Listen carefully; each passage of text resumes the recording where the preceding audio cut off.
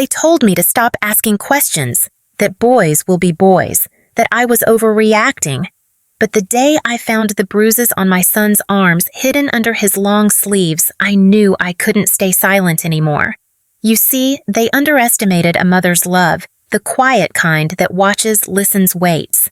And when the time is right, strikes. I never thought I'd become the kind of woman who would gather evidence like a detective, expose the school's secrets, and face down men who thought they were untouchable. But when I saw my son flinch, when I hugged him, when I realized the world had been crushing him while I looked the other way, something inside me snapped. And what happened next? Well, it shattered everything they thought they knew about me. I always thought I'd know if something was wrong with Ethan. He was my boy, my only boy, the one I raised with scraped knees and bedtime stories with peanut butter sandwiches and whispered prayers. The one who used to run into my arms after school breathless with stories about his day, his eyes sparkling like the world couldn't hold all his excitement. But somewhere along the way, those stories dried up. The spark in his eyes dimmed, replaced by a quiet I didn't know how to name. He'd come home, drop his backpack by the door with a thud that seemed to echo the heaviness in his small shoulders, and retreat into his room or into the glow of his tablet. I told myself it was just the age. 12 was hard, wasn't it? Hormones, middle school drama, the awkward dance of growing pains. I told myself a lot of things because sometimes it's easier to believe the convenient lies than to face an uncomfortable truth. I didn't look close enough.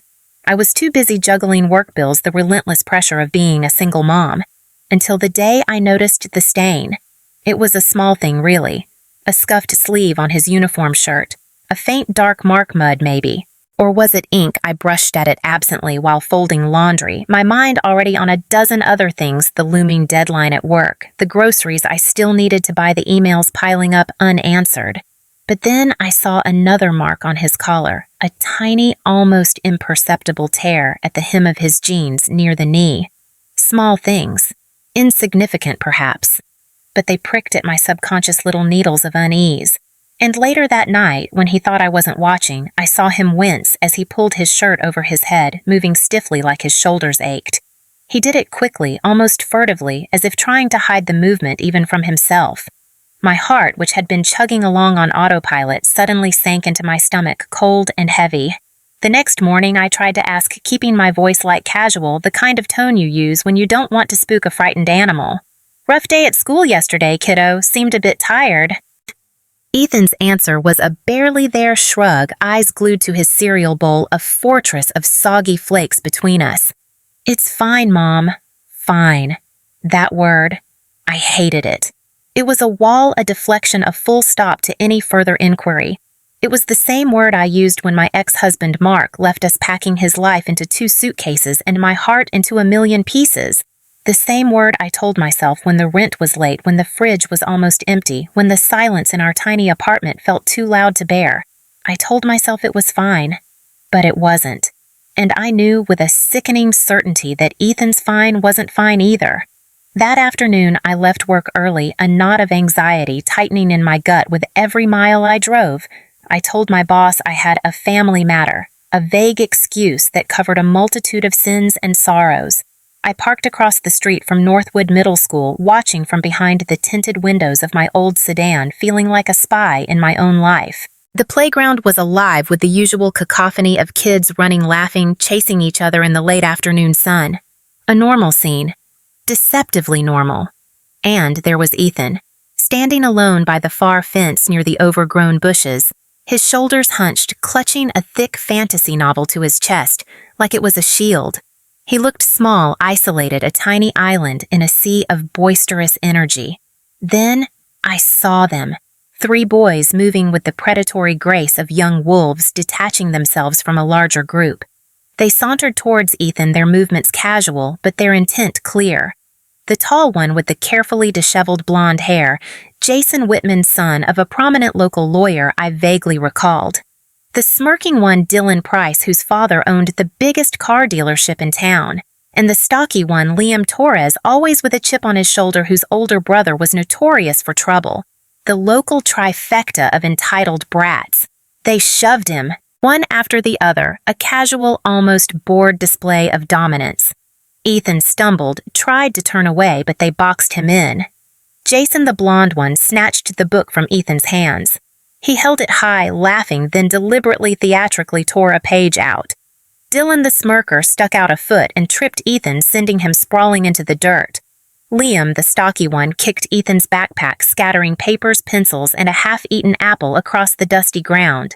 And the teacher on duty, Mrs. Green, a woman I'd spoken to at parent-teacher conferences who'd always seemed pleasant if a little detached. She glanced over her eyes, sweeping across the scene for a mere second, and then she turned away, busying herself with a group of girls playing hopscotch. Turned. Away. I felt something in me snap. Not a loud crack, but a cold, quiet severing. The part of me that believed in the system that trusted others to do the right thing just broke. I gripped the steering wheel, my knuckles white, my body shaking with a rage so profound it left me breathless. Tears welled, blurring my vision, hot and angry. My boy, my gentle, quiet boy who wouldn't hurt a fly being treated like nothing. That night, after Ethan finally drifted off to a restless sleep, I sat in the dark of our living room, clutching his torn notebook, the ripped page from his favorite book, carefully smoothed out on my lap. My hands trembled. The silence in the apartment was no longer just quiet. It was filled with the echoes of my son's unvoiced pain. How long had this been happening? Weeks, months. How had I been so blind? The guilt was a heavy cloak suffocating me. I stayed up all night staring at the chipped paint on the ceiling, my mind racing, replaying that scene at the fence, replaying every dismissive, "I'm fine, Mom." And when the first hesitant rays of dawn crept into the room, painting the walls in shades of gray and reluctant hope, I knew I wasn't going to ask anymore.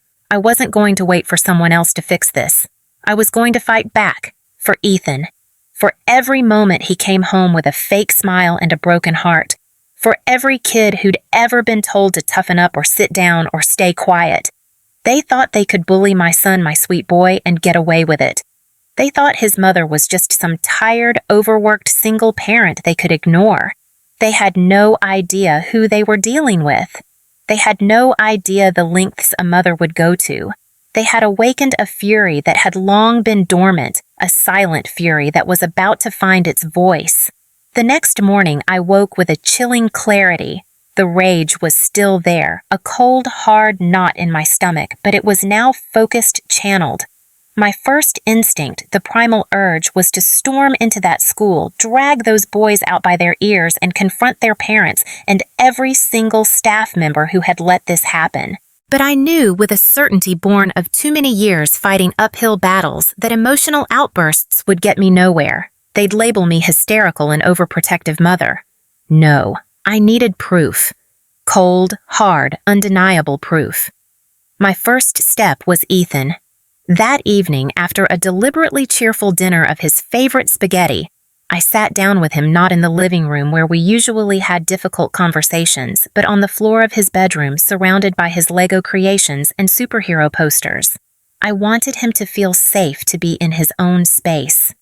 "Ethan, honey," I began, my voice softer than I felt. "I saw something at school yesterday, near the fence." His head snapped up, eyes wide, with a mixture of fear and something else. Shame. He immediately looked down at his hands, picking at a loose thread on his jeans. "It's nothing, Mom. Just guys being stupid. It didn't look like nothing to me, sweetie," I said, gently reaching out to touch his arm. He flinched almost imperceptibly, but I saw it. My heart clenched. It looked like they were hurting you. And that teacher. She didn't do anything. Tears welled in his eyes. He tried to blink them back, a valiant effort for a 12-year-old boy trying to be brave. They said if I told anyone they'd make it worse. They said no one would believe me anyway. Jason's dad is important. I believe you, Ethan, I said, my voice firm, unwavering.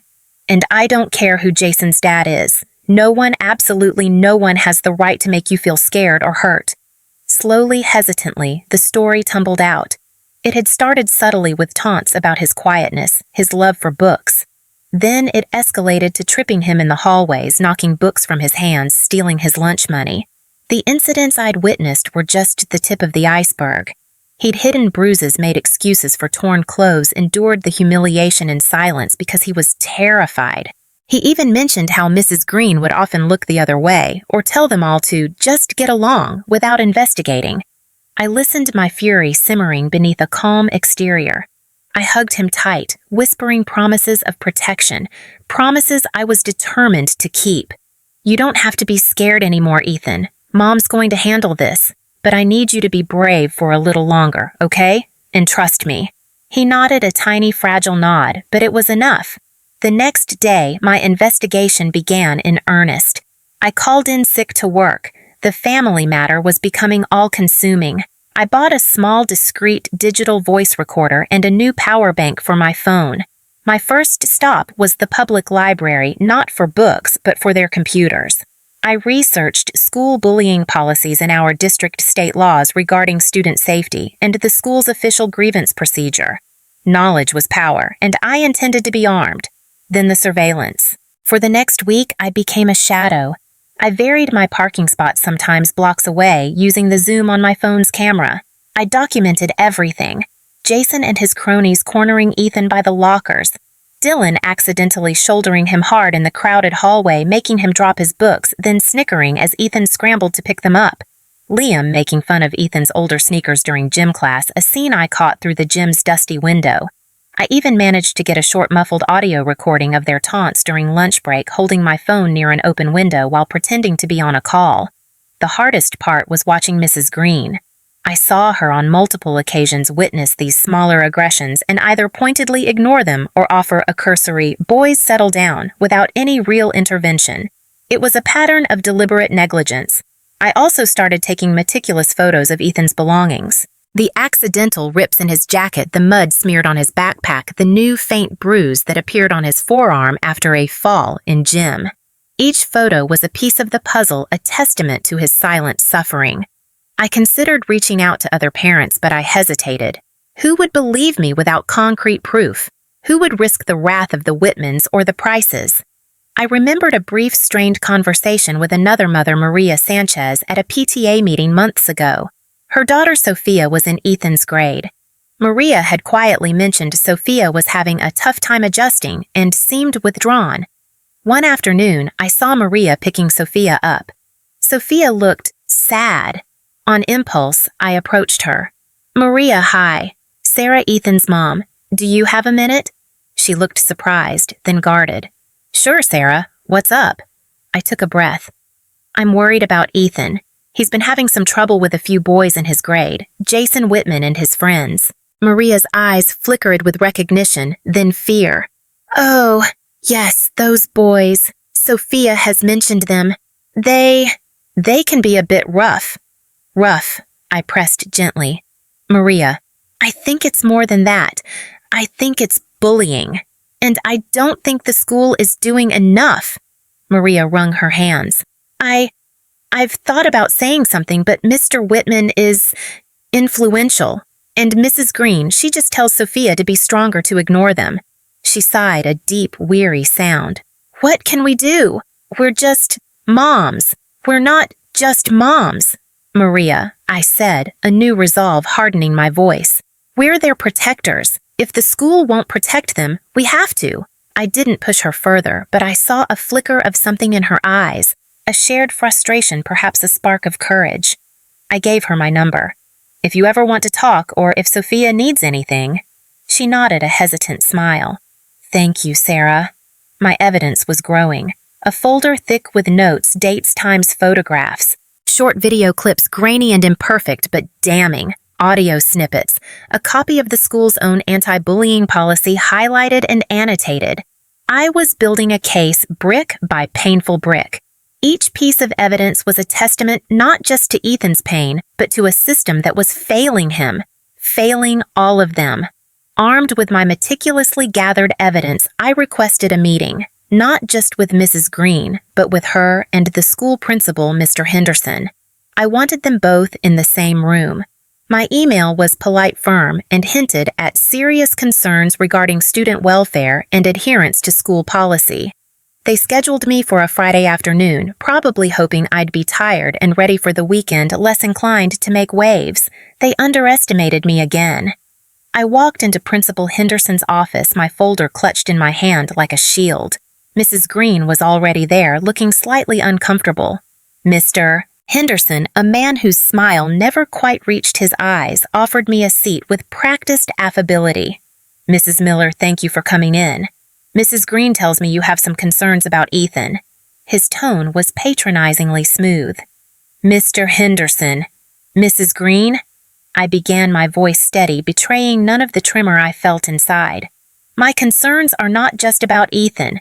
They are about a pattern of bullying that is being allowed to flourish in your school, and a pattern of negligence from staff who are supposed to protect our children."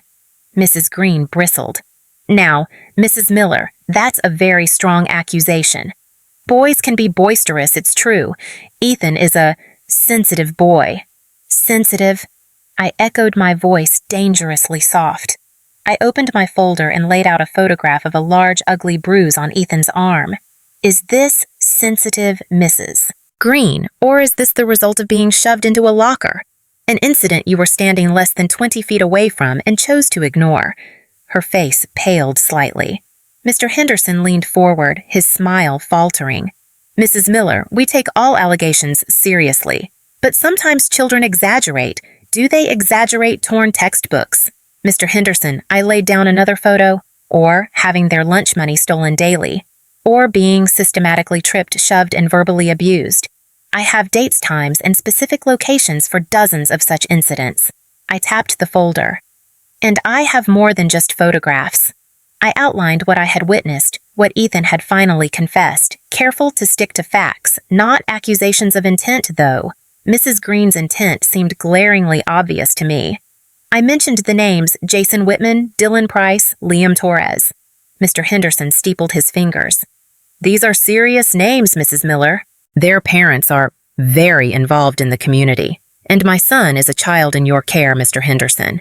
His well-being should be your primary concern, not the social standing of other parents." Mrs. Green finally found her voice defensive and sharp. "I manage a playground of over 100 children, Mrs. Miller.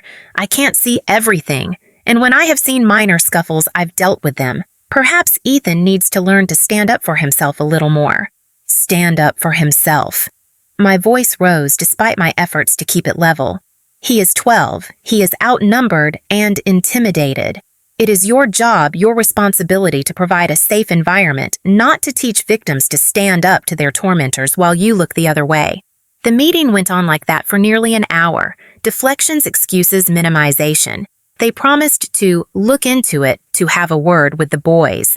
Vague platitudes. No concrete plan. No acknowledgement of Mrs. Green's negligence. As I left, Mr. Henderson said, his voice like silk hiding steel. "Mrs. Miller, I trust we can resolve this quietly. We wouldn't want any unnecessary distress for anyone involved or for the school's reputation." A veiled threat. I walked out of that office feeling a cold fury. They weren't going to do anything. Not really. They were going to sweep it under the rug, protect their reputation, and hope I'd just go away. The following week, I waited. Watched. Nothing changed. If anything, the taunts Ethan described seemed more insidious, harder to spot. A whispered comment here, a lost homework assignment there. The bullies were emboldened, perhaps even tipped off that a complaint had been made, but nothing had come of it. I even tried foolishly, perhaps, to reach out to Mrs. Whitman, Jason's mother. I found her number through a school directory. I called, introduced myself, and tried to explain my concerns calmly. Her response was icy. "My Jason is a good boy, an A student captain of the soccer team. If your son is having problems, perhaps you should look at your own son. Some children just attract trouble." Then she hung up. The wall of indifference felt impenetrable. The system was designed to protect itself, not the vulnerable. My frustration grew, but so did my resolve. If they wouldn't listen to reason, if they wouldn't listen to a mother's plea, then they would have to listen to something else. Something they couldn't ignore. The breaking point came a few days later. Ethan came home with his lip split and a new, darker bruise blooming on his cheekbone. He was trying so hard not to cry, his small body rigid with unshed tears and pain. "I fell, Mom," he whispered, avoiding my eyes. "Playing soccer. It was an accident." An accident. The word felt like a slap in the face. I knew with every fiber of my being it was no accident. I cleaned his cut, my hands shaking not just with anger anymore, but with a desperate, heart-wrenching sorrow for my child. That night, as he slept fitfully, I made my decision. I had consulted with a friend, a paralegal, who gave me some cautious advice about privacy laws and distributing footage of minors. She suggested focusing on clear bullying behavior in public school spaces and the clear inaction of staff. She also mentioned the power of a formal complaint to the school district superintendent and the school board, especially if accompanied by undeniable proof. The next morning, I took a personal day. I spent hours carefully editing the video clips I had. I blurred the faces of other children not involved, focusing tightly on Jason, Dylan, and Liam, and crucially on Mrs. Green's repeated visible inaction. I compiled the clearest instances: the book-tearing incident, the tripping, the relentless taunts, Ethan being shoved against the lockers while Mrs. Green stood nearby, chatting with another teacher. I juxtaposed these clips with the school's official anti-bullying policy displayed on screen. The final video was about 5 minutes long. Concise, brutal, undeniable. I drafted an email. It was addressed to Principal Henderson, Superintendent Diaz, and every single member of the Northwood School Board whose email addresses I'd painstakingly found on the district website. The subject line was stark: formal complaint, systemic bullying and staff negligence at Northwood Middle School. Video evidence attached. In the email, I detailed every step I had taken. My initial observations, my attempts to communicate with Ethan, my meeting with Henderson and Green, their dismissive responses, the escalation of violence against my son. I attached my folder of documented incidents photographs and the link to the unlisted YouTube video I had just uploaded. I wrote, "I have repeatedly tried to address this through the proper channels and have been met with indifference and attempts to silence me. My son's safety and the safety of other vulnerable students is clearly not a priority at Northwood Middle School. This is not just boys being boys. This is targeted, sustained bullying enabled by the negligence of those entrusted with our children's care. I expect immediate and decisive action. Failure to act will compel me to explore all further avenues to ensure my child's safety and hold those responsible accountable." My finger hovered over the send button for a long moment. This was it. No going back. I thought of Ethan's bruised face, his quiet sorrow. I clicked send. The silence that followed was deafening. For about 3 hours.